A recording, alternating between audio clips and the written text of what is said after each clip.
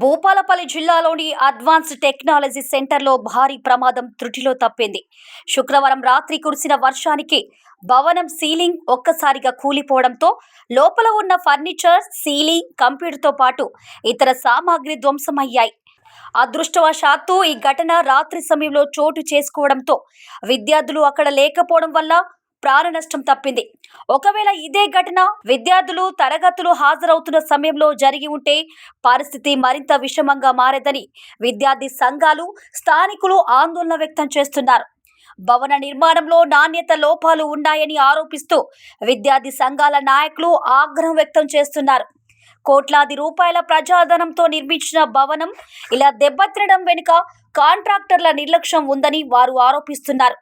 ఈ ఘటనపై సమగ్ర విచారణ జరిపి బాధ్యులైన కాంట్రాక్టర్లపై క్రిమినల్ కేసులు నమోదు చేయాలని ఆర్వైఏ జిల్లా కార్యదర్శి శ్రీకాంత్, ఐసా విద్యార్థి సంఘం జిల్లా అధ్యక్షురాలు స్వాతి డిమాండ్ చేశారు.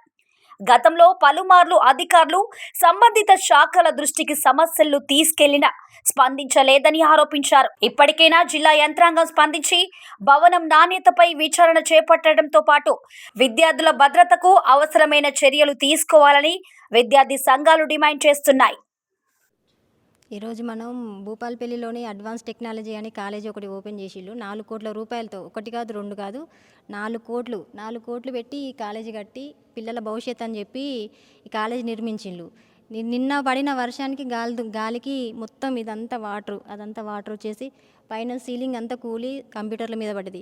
అది పిల్లలు నైట్ జరిగింది కాబట్టి ప్రాబ్లం ఏం లేదు. అదే మార్నింగ్ కూడా జరిగేది ఉంటే పిల్లల భవిష్యత్తు, వాళ్ళ ప్రాణాలకు ప్రాణ నష్టం జరిగి ఉండేది.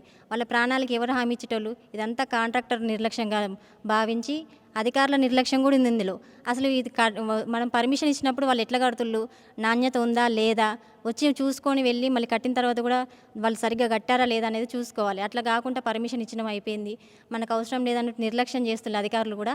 కాబట్టి కాంట్రాక్టర్ మీద తక్షణమైన చర్యలు తీసుకోవాలి, కేసులు నమోదు చేసి ఆయనపై కఠినమైన చర్యలు తీసుకోవాలని ఐసా విద్యార్థి సంఘం మేము డిమాండ్ చేస్తున్నాం. ఈరోజు చాలా పెద్ద విధ్వంసం జరిగింది. నైట్ కురిసిన వర్షానికి మొత్తం ఫర్నిచర్ పగిలిపోయింది. పైనుంచి సీలింగ్స్ కింద పడిపోయి చాలా దారుణం జరిగింది. ఒకవేళ పిల్లలు ఉంటే వాళ్ళ ప్రాణ నష్టం జరిగేది. మేము ఎన్నోసార్లు కలెక్టర్ గారికి, డిఓ గారికి ఎన్నోసార్లు వినతి పత్రం ఇచ్చాం. అయినా కానీ వాళ్ళు పట్టించుకోకుండా ఇంత ఘోరంగా ఉన్నారు. కాంట్రాక్టర్ ఇంత 4 కోట్లు, కేవలం 4 కోట్ల రూపాయలు ఇన్ని డబ్బులు పెట్టి వాళ్ళ భవిష్యత్తు ఆడుకుంటున్నారు. వెంటనే దీన్ని ఖండించాలని ఐసా విద్యార్థి సంఘంగా మేము డిమాండ్ చేస్తున్నాం. ఆ కాంట్రాక్టర్ పైన వెంటనే చర్యలు తీసుకోవాలని మేము ఐసా విద్యార్థి సంఘంగా డిమాండ్ చేస్తున్నాం. వెంటనే దీనిపైన చర్యలు తీసుకోవాలని మేము వినతి చేస్తున్నాం ఐసా విద్యార్థి సంఘంగా. ఈరోజు ఏటీసీలో రాత్రి కురిసిన వర్షానికి పైనుంచి సీలింగ్తో పాటు ఆస్తి నష్టం జరిగింది.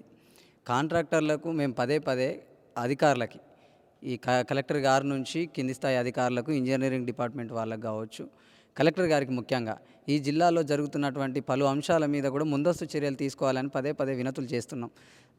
ఈరోజు ఏటీసీలో నిన్న కురిసిన వర్షానికే సీలింగ్ పడిపోయి ఫ్యాన్లు, ఇతరత్ర సామాగ్రి అంతా కూడా ధ్వంసమైనటువంటి పరిస్థితి ఉన్నది. పిల్లలు ఉండేది ఉంటే ఈరోజు రాత్రి జరిగింది కాబట్టి ఇబ్బంది లేదు.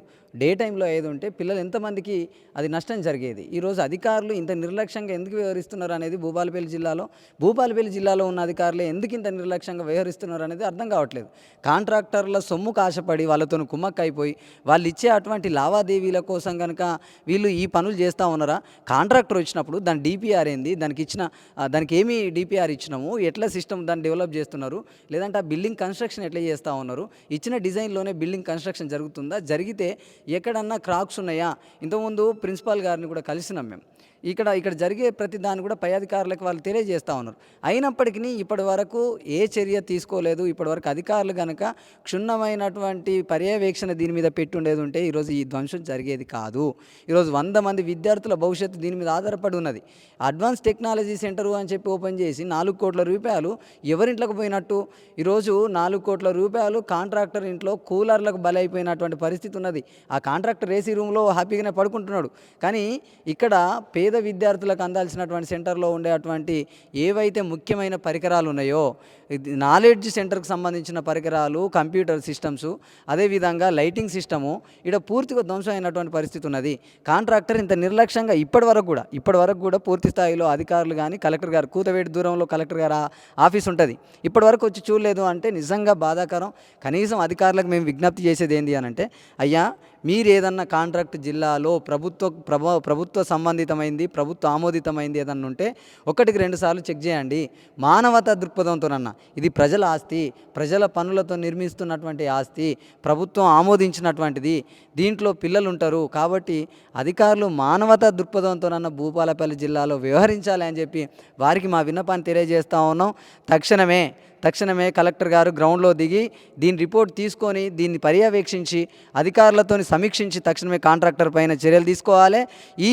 ఇది ఏదైతే నిర్లక్ష్యాన్ని కొనసాగించిండో ఆయన సొమ్ము చేసుకోవడం కోసం ఆయన మీద క్రిమినల్ కేసులు నమోదు చేయాలి అని చెప్పి సందర్భంగా మేము డిమాండ్ చేస్తూ ఉన్నాం. ఒకవేళ దీనిపైన కనుక చర్యలు తీసుకోకపోతే, కాంట్రాక్టర్ పైన చర్యలు తీసుకోకపోతే మిగిలిన విద్యార్థి యోజన సంఘాలను కలుపుకొని పెద్ద ఎత్తున ఆందోళనకు దిగుతామని చెప్పి హెచ్చరిస్తూ, నా పేరు శ్రీకాంత్, RYA జిల్లా కార్యదర్శి.